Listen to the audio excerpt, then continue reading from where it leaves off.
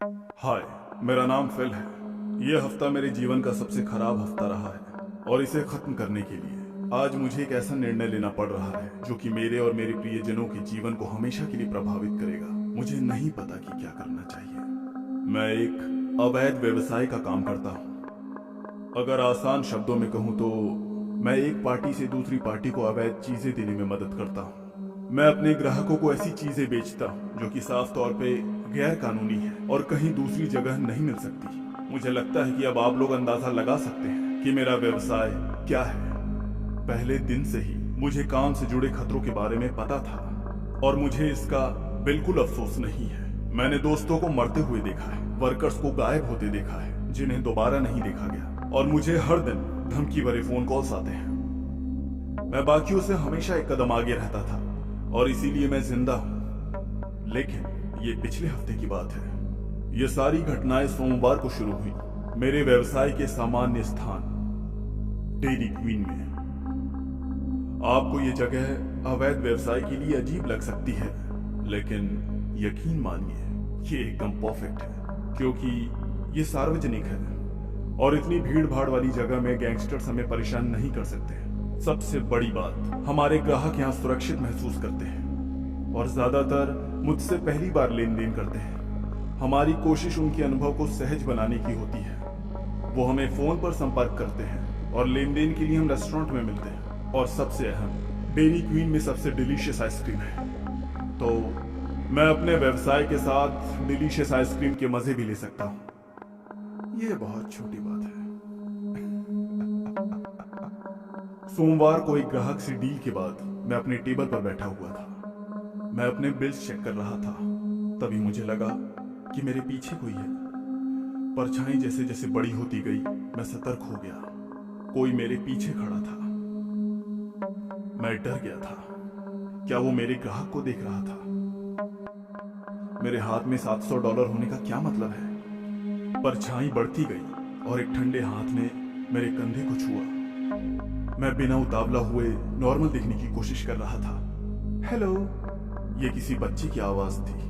मैं धीरे से मुड़ा और सबसे खराब की उम्मीद कर रहा था। मैंने देखा कि वो एक 7 साल का बच्चा था। उसने मेरी तरफ हाथ हिलाया और मुझे कागज की एक छोटी सी पर्ची थमा दी। मुझे माफ करिएगा, उस औरत ने बोला और जल्दी से निकल गई। मैं वहां देख रही थी और जिमी मुझसे दूर हो गया। मुझे माफ कर दीजिए। उसने बच्चे को फुटबॉल की तरह उठाया और वहां से चली गई। मैंने देखा कि उस छोटे लड़के का सिर उसकी माँ के हर कदम के साथ हिल रहा था।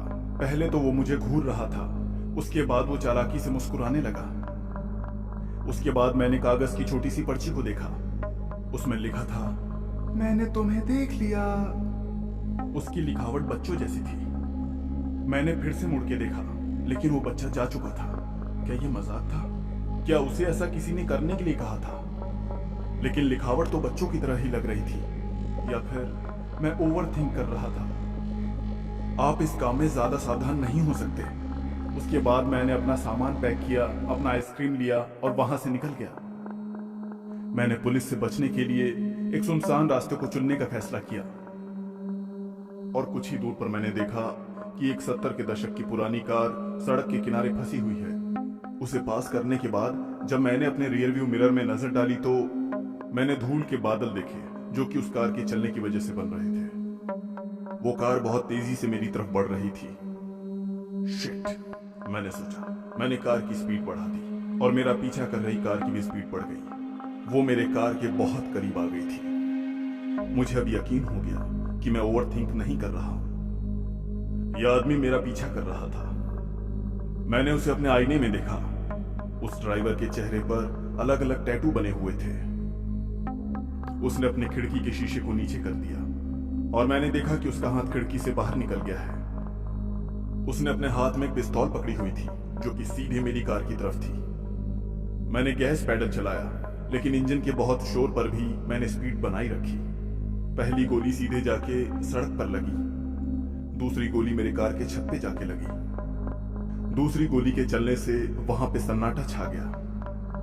एक विस्फोट में मेरा बायां शीशा टूट गया और कांच के टुकड़े सभी दिशाओं में बिखर रहे थे। उसके शॉट करीब आ रहे थे। कुछ ही दूर पर एक हरे रंग की स्पॉटलाइट चमक रही थी। जो शहर में पहुंचने के पहले संकेतों को चिन्हित करती है।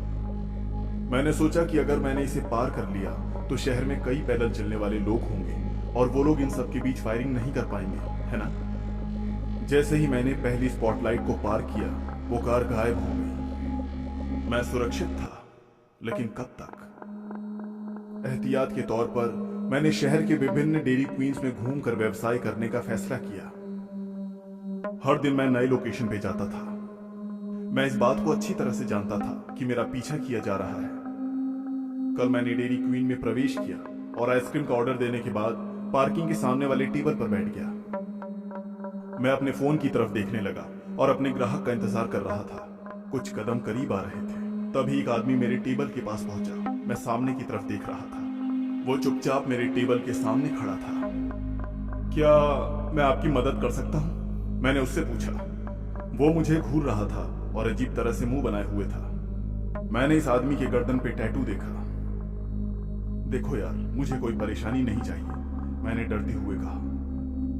उस आदमी ने खिड़की से बाहर देखा। पार्किंग लॉट में वही पुरानी कार एक बेहतरीन हालत में खड़ी थी। ड्राइवर और मेरे सामने खड़े आदमी ने आंखों से इशारा किया। उन्होंने सर हिलाया। उस आदमी ने मेरा कंधा थपथपाया और वहां से चला गया। शिट, मैंने सोचा, उन्होंने मुझे ढूंढ लिया। क्या मुझे अब यहां से चले जाना चाहिए? क्या वो मेरा पीछा करेंगे? मैंने सामान समेटना शुरू किया। इस जल्दबाजी में मुझे किसी के आने का आभास नहीं हुआ। वो मेरे सामने आ धमका। सुनो फिल, उस आदमी ने शांत स्वर में कहा, हम आशा करते हैं कि आप अभी जाने की योजना नहीं बना रहे हैं। हम आपकी मदद के लिए आए हैं। उसके चेहरे पे एक मुस्कान छा गई। आप मेरा नाम कैसे जानते हैं? मैंने अपनी आवाज में डर छुपाते हुए पूछा। तुम्हारी जगह मैं होता तो इस बात की चिंता नहीं करता। वो आगे कुछ कहने वाला था, लेकिन एक तेज आवाज ने उसकी बात काट दी। मेरी धड़कनें बहुत तेज हो गई थी। सॉरी, रेस्टोरेंट की एक लड़की ने बोला। मैंने पूछा कि क्या आपको और कुछ चाहिए? वो मुस्कुराई। मैंने उसे इशारा किया कि मैं उससे बात नहीं करना चाहता। सामने खड़ा इंसान हंस पड़ा। आप किनारे पर हैं, है ना? आप जैसे किसी निर्दोष इंसान को डरने की क्या जरूरत? उसने पूछा। उसकी आवाज में कटाक्ष था। फक यू, मैंने जाते जाते बोला। मैंने कहा ना, अगर मैं तुम्हारी जगह होता तो यहां से ना निकलता। उसने कहा, लेकिन मैं दरवाजे की तरफ जा रहा था। वो मेरे पीछे आ रहा था। मैं तेज धूप से होते हुए बाहर निकला। ठीक है, मुझे अब और भी सावधान रहना पड़ेगा। मैंने खुद से कहा, मेरा पीछा नहीं किया जाना चाहिए। उस पल में मुझे क्या करना चाहिए? एक आदमी ने मुझे जमीन पे गिरा दिया। मेरी तरफ जोर से आया। मैंने अपने कंधे से एक दरार की आवाज सुनी, क्योंकि ये कंक्रीट पर जोर से गिरने से आई थी। नीचे रहो, किसी ने फुसफुसाते हुए कहा। अगर आप सही सलामत बचे रहना चाहते हैं तो यहां से हिलिएगा मत। इससे पहले कि मैं कुछ कह पाता, डेयरी क्वीन का पार्किंग लॉट वॉर जोन बन चुका था। वहां खड़ी गाड़ियों में से ऑटोमेटिक राइफलें निकली, जिससे क्षेत्र में अनगिनत गोलियों की बौछार हो गई। बहुत से ग्राहक जो मुझे सामान्य लग रहे थे, उन्होंने पिस्तौल निकाली और वापस फायरिंग शुरू कर दी। FBI, अपने हथियार गिराओ। मैंने अपना सिर ढक लिया और पीछे हटता गया। मैंने बहुत से आदमियों को देखा।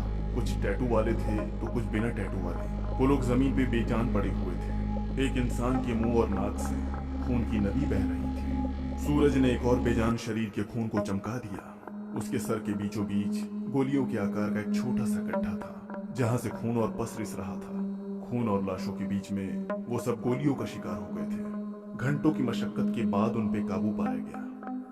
डेयरी क्वीन के पार्किंग लॉट पर सन्नाटा छा गया, लेकिन वो भी एक टैटू वाले इंसान के हांफने से टूट गया, जिसने अपनी गर्दन पर हाथ लगाया हुआ था। हम दोनों की नजरें मिली। वो मछली की तरह तड़प रहा था और याचना भरी नजरों से देख रहा था। और कुछ देर के बाद वो मर गया। वो वहां बाकी लाशों की तरह पड़ा रहा। फिर मेंडोजा, किसी ने मेरा नाम लिया। क्या तुम ठीक हो? मेरा नाम स्पेशल एजेंट माइकल वाइट है और मैं फेडरल ब्यूरो ऑफ इन्वेस्टिगेशन से तुम्हें गिरफ्तार करते हैं। पुलिस स्टेशन में FBI एजेंटों, स्थानीय पुलिस अधिकारियों और शेरिफ के एक समूह ने स्थिति की व्याख्या की।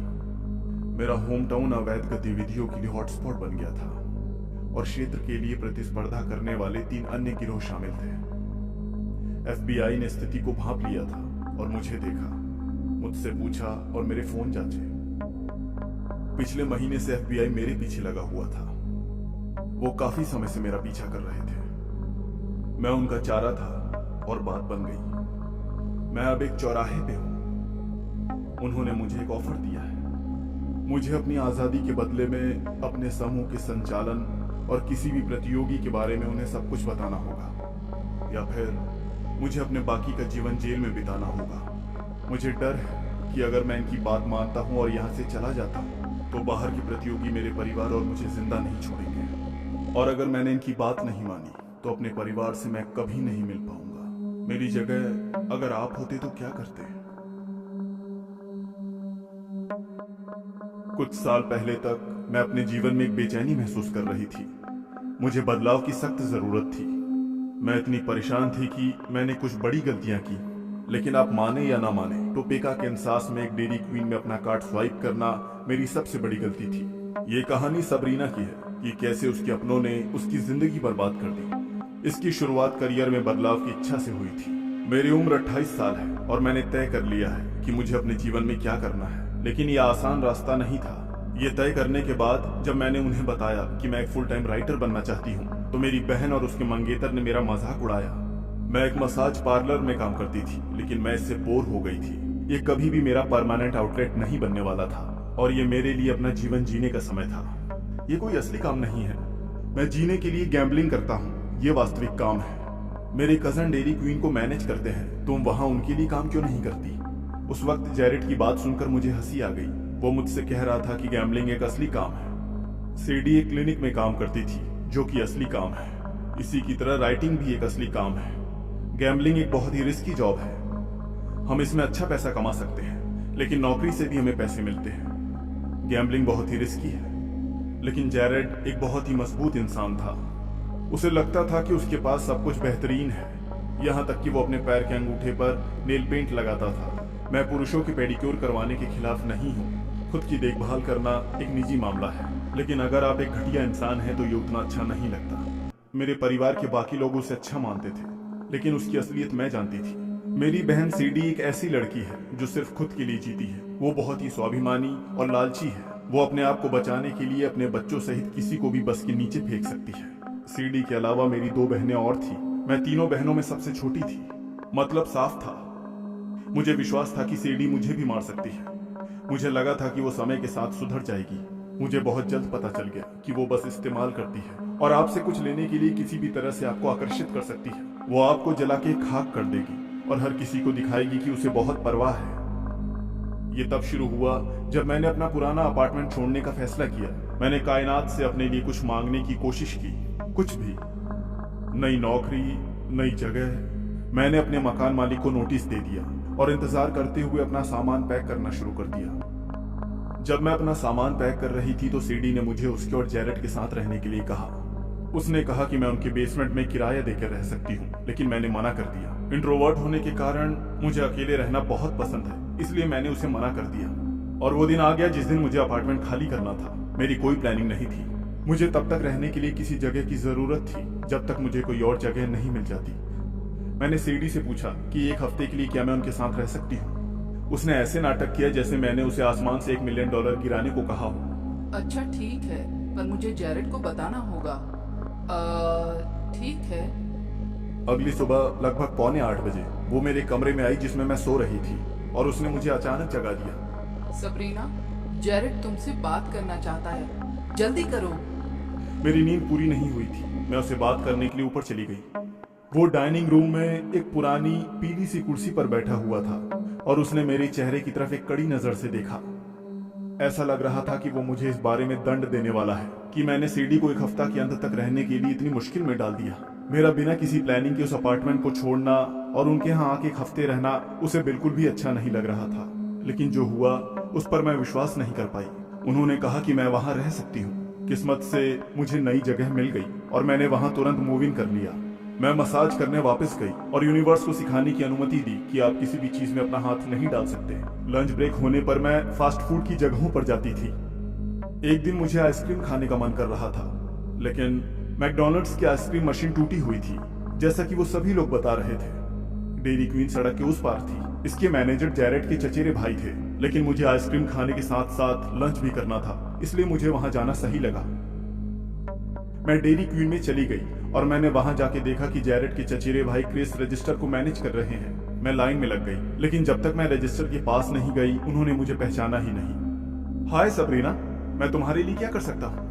हाय क्रिस, क्या मुझे बारबेक्यू सॉस और रीस के पीनट बटर कप के साथ चिकन तंदूर और फ्राई बिस्किट मिल सकता है? प्लीज ले आओ। हाँ बिल्कुल सबरीना, तुम्हारे टोटल $10 हुए। अगर तुम चाहो तो यहाँ एक जॉब की जगह खाली है।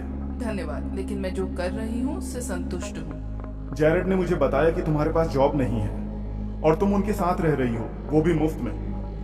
मैं जानती थी कि उसकी सोच बहुत छोटी है। वो किसी वहम में था, क्योंकि मैंने हफ्तों पहले ही उनकी जगह छोड़ दी थी और मुझे ये बात सुन के बहुत हैरानी हुई। नहीं, मैंने फिर से मसाज शुरू कर दिया है। मुझे अपने लिए जगह मिल गई है और मैं लगभग 1 हफ्ते पहले ही शिफ्ट हुई हूँ। चलो तुम कहती हो तो मान लेता हूँ। मुझे गुस्सा आ रहा था, इसलिए मैंने उसे अपना कार्ड दिया।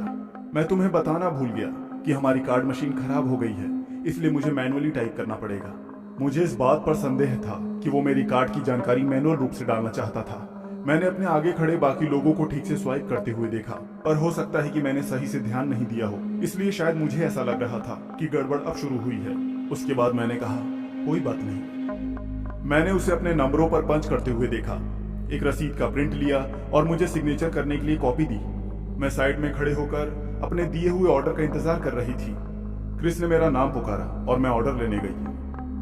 फूड को अपने पास ले जाते समय मुझे अंदर से बहुत तकलीफ हो रही थी। मुझे लगा कि ये सब जैरेड मेरे बारे में कह रहा था। उसने कितनों को बताया था और सभी ने विश्वास कर लिया। क्या ये मायने रखता है? मैं काफी अच्छा कर रही थी। मेरे बाकी भाई बहनों के साथ मेरे संबंध काफी अच्छे थे और उन्हें भी मुझसे कोई शिकायत नहीं थी। मैंने कार में बैठकर खाना खाया। चिकन थोड़ा सूखा था और वो बारबेक्यू सॉस भी भूल गए थे, लेकिन वहां वापस जाकर मेरा सॉस मांगने का मन नहीं किया।